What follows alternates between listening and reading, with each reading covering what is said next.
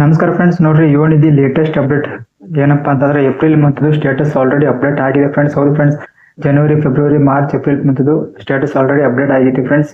ನೋಡ್ರಿ ಅದನ್ನೆಲ್ಲ ಸಂಪೂರ್ಣವಾಗಿ ಹೇಳ್ತೀನಿ, ಮತ್ತೆ ನಿಮ್ ಸ್ಟೇಟಸ್ ಯಾವ ರೀತಿ ಚೆಕ್ ಮಾಡ್ಕೊಳ್ಳೋದು ಅಂತ ಹೇಳ್ತೀನಿ. ಇನ್ನು ಯಾರೆಲ್ಲ ಸಬ್ಸ್ಕ್ರೈಬ್ ಮಾಡದೆ ವಿಡಿಯೋ ನೋಡ್ತಾ ಇದ್ರಿ ಸಬ್ಸ್ಕ್ರೈಬ್ ಮಾಡ್ಕೊಡ್ರಿ, ಮತ್ತೆ ನಿಮ್ಮ ಫ್ರೆಂಡ್ಸ್ಗೂ ಶೇರ್ ಮಾಡ್ರಿ. ವಿಡಿಯೋ ಇಷ್ಟ ಆದ್ರೆ ಲೈಕ್ ಮಾಡ್ರಿ. ನೋಡ್ರಿ ನಿಮ್ದು ಸ್ಟೇಟಸ್ ಯಾವ ರೀತಿ ಚೆಕ್ ಮಾಡ್ಕೊಳ್ಳೋದು ಅಂದ್ರೆ ಸೇವಾ ಸಿಂಧು ಲಾಗಿನ್ ಆಗ್ರಿ. ಲಾಗಿನ್ ಆಗ್ಬಿಟ್ಟು ನೋಡ್ರಿ ಇಲ್ಲಿ ಇಮೇಲ್ ಐಡಿ ಮತ್ತೆ ಮೊಬೈಲ್ ನಂಬರ್ ಕೇಳುತ್ತೆ, ಅದನ್ನ ಅಪ್ಡೇಟ್ ಮಾಡಿ ಮತ್ತೆ OTP ಅಥವಾ ಪಾಸ್ವರ್ಡ್ ಎಂಟರ್ ಮಾಡಿ.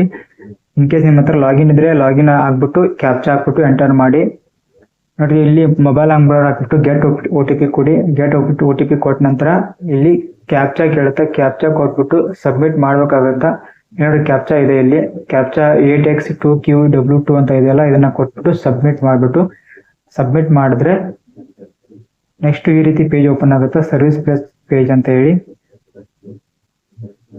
ನೋಡ್ರಿ ಇಲ್ಲಿ ಲೆಫ್ಟ್ ಸೈಡ್ ಅಲ್ಲಿ ಅಪ್ಲೈ ಫಾರ್ ಸರ್ವಿಸಸ್ ಅಂತ ಇದೆಯಲ್ಲ, ಇದ್ರ ಮೇಲೆ ಕ್ಲಿಕ್ ಮಾಡಿ. ಇದ್ರ ಮೇಲೆ ಕ್ಲಿಕ್ ಮಾಡಿದ್ರೆ ವ್ಯೂ ಆಲ್ ಅವೈಲೇಬಲ್ ಸರ್ವಿಸಸ್ ಅಂತ ಇರುತ್ತೆ, ಇದನ್ನ ಕ್ಲಿಕ್ ಮಾಡಿ. ಕ್ಲಿಕ್ ಮಾಡಿದ್ರೆ ರೈಟ್ ಸೈಡ್ ನೋಡ್ರಿ ಸರ್ಚ್ ಅಂತ ಇರುತ್ತೆ, ಇಲ್ಲಿ ಯುವನಿಧಿ ಅಂತ ಸರ್ಚ್ ಮಾಡಿ. ಯುವ ಅಂತ ಸರ್ಚ್ ಮಾಡಿದ್ರೆ ಓಕೆ. ಇಲ್ಲಿ ನೋಡ್ರಿ ಸ್ಟೇಟಸ್ ನಾವು ಚೆಕ್ ಮಾಡ್ಕೊಳ್ಬೇಕಾಗುತ್ತೆ. So Yuvanidhi application status check ಅಂತ ಇರುತ್ತೆ, ಇದನ್ನ ಕ್ಲಿಕ್ ಮಾಡಿ. ಎಲ್ರು ನೀವು ಯುವನಿಧಿ ಅಪ್ಲಿಕೇಶನ್ ಸ್ಟೇಟಸ್ ಚೆಕ್ ಮಾಡೋದಾಗ ಇದನ್ನೇ ಫಾಲೋ ಮಾಡ್ಬೇಕಾಗುತ್ತೆ. ಸೊ ಇದನ್ನ ಕ್ಲಿಕ್ ಮಾಡಿದ ತಕ್ಷಣ ಈ ರೀತಿ ಪೇಜ್ ಓಪನ್ ಆಗುತ್ತೆ. ಇಲ್ಲಿ ನೋಡ್ರಿ Yuvanidhi registration application reference number ಅಂತ ಇರುತ್ತೆ. ಇಲ್ಲಿ ನಿಮ್ದು ಏನು ಸೆಲ್ಫ್ ಡಿಕ್ಲರೇಷನ್ ಮಾಡಿರ್ತೀರಲ್ಲ ಅದನ್ನ ಅಪ್ಲಿಕೇಶನ್ ನಂಬರ್ನ ಇಲ್ಲಿ ಎಂಟರ್ ಮಾಡಿ. ಅದಾದ್ಮೇಲೆ ತಿಂಗಳು ಆಯ್ಕೆ ಮಾಡಿ. ಇವಾಗ ನಾನು ನಿಮ್ಗೆ ಜನವರಿ ತಿಂಗಳದು ಅಪ್ಲಿಕೇಶನ್ ಸ್ಟೇಟಸ್ ಯಾವ ರೀತಿ ಇದೆ ಅಂತ ಚೆಕ್ ಮಾಡ್ಬಿಟ್ಟು ತೋರಿಸ್ತೀನಿ. ಸೊ ನೋಡ್ರಿ ಇಲ್ಲಿ ಜನವರಿ ತಿಂಗಳದು ಚೆಕ್ ಮಾಡಿ. ಕ್ಲಿಕ್ ಹಿಯರ್ ಟು ಗೆಟ್ ಅಂತ ಇದೆಯಲ್ಲ ಪೇಮೆಂಟ್ ಡೀಟೇಲ್ಸ್, ಅದನ್ನ ಕ್ಲಿಕ್ ಮಾಡ್ಬೇಕಾಗುತ್ತೆ. ಸೊ ಕ್ಲಿಕ್ ಮಾಡಿದ ತಕ್ಷಣ ಈ ರೀತಿ ನೋಡ್ರಿ ಪೇಮೆಂಟ್ ಸಕ್ಸೆಸ್ ಅಂತ ಈ ವ್ಯಕ್ತಿಗೆ, ಈ ಸ್ಟೂಡೆಂಟ್ಗೆ ಪೇಮೆಂಟ್ ಜನವರಿ ತಿಂಗಳದು ಪೇಮೆಂಟ್ ಅಪ್ಡೇಟ್ ಆಗಿದೆ, ಪೇಮೆಂಟ್ ಅವರಿಗೆ ರಿಸೀವ್ ಆಗಿದೆ. ಪೇಮೆಂಟ್ ಸ್ಟೇಟಸ್ ಚೆಕ್ ಮಾಡ್ಕೊಳ್ಳೋದಾದ್ರೆ DBT ಪ್ರೋಸೆಸ್ಡ್ ಅಂತ ಬಂದಿದೆ ನೋಡಿ ಫ್ರೆಂಡ್ಸ್. DBT ಪ್ರೋಸೆಸ್ಡ್ ಅಂತ ಬಂದಿದೆ, ಅವ್ರಿಗೆ ಆಲ್ರೆಡಿ ಜಮಾ ಆಗಿದೆ ಫ್ರೆಂಡ್ಸ್ ಅಮೌಂಟ್. ನೋಡ್ರಿ ಇನ್ನ ಬೇರೆಯವ್ರಿಗೆಲ್ಲ DBT ಪೆಂಡಿಂಗ್ ಅಂತ ಇರುತ್ತೆ, ಇಲ್ಲ ಸಾರಿ DBT ಪುಷ್ಡ್ ಅಂತ ಇರುತ್ತೆ. ಪೇಮೆಂಟ್ ಸ್ಟೇಟಸ್ ಅಲ್ಲಿ ಪೆಂಡಿಂಗ್ ಅಂತ ಇರುತ್ತೆ. ಸೊ ಅವರೆಲ್ಲ ವರಿ ಮಾಡ್ಕೋಬೇಡ್ರಿ, ಅವ್ರಿಗೂ ಸಹ ಪೇಮೆಂಟ್ ರಿಸೀವ್ ಆಗೇ ಆಗುತ್ತೆ. ಪೇಮೆಂಟ್ ನೀವು ಚೆಕ್ ಮಾಡ್ಕೊಡ್ರಿ ಈ ರೀತಿ. ನೋಡ್ರಿ ಫೆಬ್ರವರಿದು ಚೆಕ್ ಮಾಡ್ಕೊಳ್ಳೋದಾದ್ರೆ ಫೆಬ್ರವರಿದು ಕ್ಲಿಕ್ ಹಿಯರ್ ಟು ಗೆಟ್ ಅಂತ ಕೊಟ್ರೆ ನೋಡ್ರಿ ಇಲ್ಲಿ ಫೆಬ್ರವರಿದು ಕೂಡ ಈ ಸ್ಟೂಡೆಂಟ್ಗೆ ಜಮಾ ಆಗಿದೆ. DBT ಪುಷ್ಡ್ ಅಂತ ಪ್ರೊಸೆಸ್ಡ್ ಅಂತ ಬಂದಿದೆ, ಮತ್ತೆ ಪೇಮೆಂಟ್ ಸ್ಟೇಟಸ್ ಸಕ್ಸೆಸ್ ಅಂತ ಬಂದಿದೆ ನೋಡಿ ಫ್ರೆಂಡ್ಸ್, ನೋಡ್ತಾ ಇದೀರಲ್ಲ ಇಲ್ಲಿ. ಮತ್ತೆ ನಿಮ್ದು ಅದೇ ಹೇಳ್ದಾಗೆ ಜನವರಿ ತಿಂಗಳದ ಹೇಳ್ದಾಗೆ ಯಾರಿಗೆಲ್ಲ ಇನ್ನ ಬಂದಿಲ್ಲ ಫೆಬ್ರವರಿದು, ಅವ್ರಿಗೂ ಸಹ DBT ಪುಷ್ ಅಂತ ಇರುತ್ತೆ, ಪೇಮೆಂಟ್ ಸ್ಟೇಟಸ್ ಪೆಂಡಿಂಗ್ ಅಂತ ಇರುತ್ತೆ. ಅವರೆಲ್ಲ ವರಿ ಮಾಡ್ಕೊಳಕ್ ಹೋಗ್ಬಿಡಿ. ಕಮಿಂಗ್ ಡೇಸ್ ಅಲ್ಲಿ 100% ನಿಮ್ಗೆ ಜಮಾ ಆಗಿ ಆಗುತ್ತೆ. ನೋಡ್ರಿ ಮಾರ್ಚ್ ತಿಂಗಳದು ನೋಡಿದ್ರೆ ನೋಡ್ರಿ ಪ್ಲೀಸ್ ಪ್ರೊವೈಡ್ ಸೆಲ್ಫ್ ಡಿಕ್ಲರೇಷನ್ ಅಂತ ಇದೆ ನೋಡ್ರಿ, ಡಿಕ್ಲರೇಷನ್ ನಾಟ್ ಪ್ರೊವೈಡೆಡ್ ಅಂತ ಇದೆ.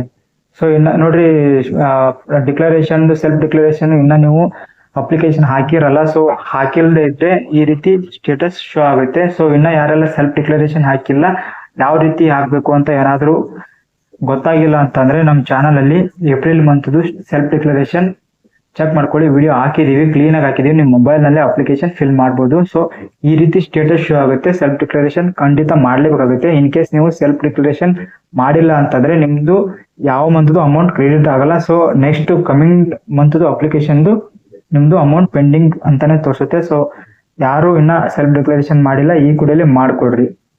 ನೋಡಿ ಮಾರ್ಚ್ ತಿಂಗಳದು ನೋಡಿ, ಒಬ್ಬ ವಿದ್ಯಾರ್ಥಿಗೆ ಮಾರ್ಚ್ ತಿಂಗಳದು ನಾಟ್ ಎಲಿಜಿಬಲ್ ಅಂತ ಬಂದಿದೆ. You are not eligible as per UUCMS, you are pursuing higher studies ಅಂತ ಇದೆ.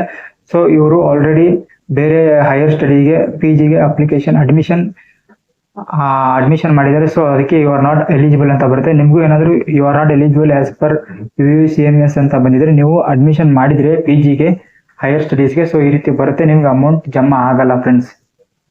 ನೋಡಿ ಇನ್ನೊಂದು ಪ್ರಾಬ್ಲಮ್ ಏನು ಅಂತ ಇರುತ್ತೆ ನೋಡಿ, ಇನ್ನೊಬ್ಬ ಸ್ಟೂಡೆಂಟ್ಗೆ ಯಾವ ರೀತಿ ಇದೆ ಅಂದ್ರೆ ಫೆಬ್ರವರಿ ತಿಂಗಳದು ನೋಡಿ ಪೇಮೆಂಟ್ ಸ್ಟೇಟಸ್ ಪೆಂಡಿಂಗ್ ಅಂತ ಇದೆ, ಪ್ರೆಸೆಂಟ್ ಸ್ಟೇಟಸ್ ನೋಡಿ DBT ಪುಷ್ಡ್ ಅಂತ ಇದೆ. ಸೊ ಇವ್ರಿಗೂ ಕೂಡ ಅಮೌಂಟ್ ಬರುತ್ತೆ, ಸೊ ವೇಟ್ ಮಾಡ್ಬೇಕಾಗುತ್ತೆ. ನೋಡ್ರಿ ಏಪ್ರಿಲ್ ತಿಂಗಳದು ಒಬ್ಬ ವ್ಯಕ್ತಿಗೆ ಯಾವ ತರ ಬಂದಿದೆ ಅಂತಂದ್ರೆ declaration provided will be processed for DBT ಅಂತ ಬಂದಿದೆ. ಸೊ ಡಿಕ್ಲರೇಷನ್ ಪ್ರೊವೈಡ್ ಮಾಡಿದರೆ ಅವರು ಪ್ರೊಸೆಸ್ ಮಾಡ್ತಾ ಇದ್ದಾರೆ DBT ಅಂತ ಇದೆ. ಸೊ ಯಾರು ಚಿಂತೆ ಮಾಡಕ್ ಹೋಗ್ಬೇಡಿ, ವರಿ ಮಾಡ್ಕೊಳಕ್ ಹೋಗ್ಬೇಡಿ, ಇವ್ರಿಗೂ ಸಹ ಸ್ಟೇಟಸ್ ಅಪ್ಡೇಟ್ ಆಗೇ ಆಗುತ್ತೆ. ನೆಕ್ಸ್ಟ್ ಕಮಿಂಗ್ ಡೇಸ್ ಅಲ್ಲಿ ಅಪ್ಡೇಟ್ ಆಗಿರುತ್ತೆ. ಸೆಲ್ಫ್ ಡಿಕ್ಲರೇಷನ್ ಮಾಡಿಲ್ಲ ಅಂತ ತೋರಿಸುತ್ತೆ. ಸೊ ಸೆಲ್ಫ್ ಡಿಕ್ಲರೇಷನ್ ಮಾಡಿಲ್ಲ ಅಂತ ತೋರಿಸಿದ್ರು ವೇಟ್ ಮಾಡ್ರಿ, ನೀವು ಮಾಡಿದ್ರೆ ಸೊ ಅದು ಸ್ಟೇಟಸ್ ಅಪ್ಡೇಟ್ ಆಗುತ್ತೆ ಫ್ರೆಂಡ್ಸ್. ನೋಡ್ರಿ ಏಪ್ರಿಲ್ ತಿಂಗಳದು ಇನ್ನೊಬ್ಬ ವ್ಯಕ್ತಿದು ಪ್ರಾಬ್ಲಮ್ ಏನು ಅಂತಂದ್ರೆ ಸ್ಟೇಟಸ್ ಅಪ್ಲಿಕೇಶನ್ ಸ್ಟೇಟಸ್ ಏನಾಗಿದೆ ಅಂದ್ರೆ ನಾಟ್ ಎಲಿಜಿಬಲ್ ಅಂತ ಬಂದಿದೆ. ನೋಡ್ರಿ ನಿರುದ್ಯೋಗಿ ಅವರ ಬಗ್ಗೆ ಮಾಸಿಕ ಸ್ವಯಂ ಘೋಷಣೆಯನ್ನು ಇಲ್ಲ ಎಂದು ಆಯ್ತಿರುತ್ತೆ. ನೋಡಿ ಸೆಲ್ಫ್ ಡಿಕ್ಲರೇಷನ್ ಹಾಕುವಾಗ ಕ್ಲಿಯರ್ ಆಗಿ ಕೇರ್ಫುಲ್ ಆಗಿ ಅಪ್ಲಿಕೇಶನ್ ಹಾಕ್ರಿ. ಸೊ ಯಾರು ಎಸ್ ಅಂತ ಕೊಡೋ ಜಾಗದಲ್ಲಿ ನೋ ಅಂತ ಕೊಡ್ರಿ, ಈ ರೀತಿ ಅಪ್ಡೇಟ್ ಬರುತ್ತೆ ಫ್ರೆಂಡ್ಸ್. ಸೊ ಯಾರೆಲ್ಲ ಸೆಲ್ಫ್ ಡಿಕ್ಲರೇಷನ್ ಮಾಡ್ತಾ ಇರ್ತೀರಾ ಕ್ಲೀನ್ ಆಗಿ ಒಂದ್ 2 ನಿಮಿಷ ಲೇಟ್ ಆದ್ರೆ ಆಗ್ಲಿ ಸ್ವಲ್ಪ ಕೇರ್ಫುಲ್ ಆಗಿ ನಿಧಾನವಾಗಿಬಿಟ್ಟು ಅಪ್ಲಿಕೇಶನ್ ಫಿಲ್ ಮಾಡ್ರಿ. ಸೊ ಇದಾಗಿತ್ತು ಇವತ್ತಿನ ವಿಡಿಯೋದಾಗ. ಯಾರೆಲ್ಲ ಮೆಸೇಜ್ ಹಾಕಿದಿರೋ ಅವ್ರಿಗೆ ಈ ವಿಡಿಯೋ ಉಪಯುಕ್ತ ಆಗಿದೆ ಅಂತ ಅನ್ಕೊಂಡಿದ್ದೀನಿ. ಸೊ ಇನ್ನು ಯಾರೆಲ್ಲ ನಮ್ಮ ಚಾನಲ್ ಸಬ್ಸ್ಕ್ರೈಬ್ ಮಾಡ್ಕೊಂಡಿಲ್ಲ ಸಬ್ಸ್ಕ್ರೈಬ್ ಮಾಡ್ಕೊಡ್ರಿ, ಮತ್ತೆ ನಿಮ್ಮ ಫ್ರೆಂಡ್ಸ್ಗೂ ಶೇರ್ ಮಾಡ್ರಿ. ಇದೇ ರೀತಿ ಅಪ್ಡೇಟ್ ಕೊಡ್ತಾ ಇರ್ತೀವಿ.